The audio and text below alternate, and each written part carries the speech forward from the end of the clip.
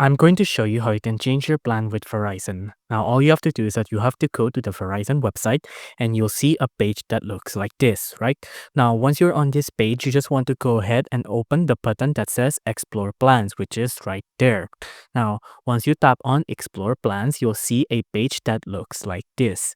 Now, on this plan, you want to go ahead and tap on the button Modify My Current Plan. Now, when you tap on Modify My Current Plan, you'll change your current plan. So for example, I want to change my unlimited data plan to something else more cheap or something else that I could tailor to my needs more. So just tap on modify my current plan. Or if you want to add on to your plan, you just tap on explore plans instead.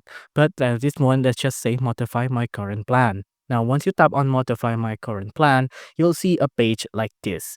Now, on here, you can pick on what kind of Verizon plans you want for you, right? So either small for around 2 gigabytes of data, medium for around 4 gigabytes of data, and then also large for around 8 gigabytes of data.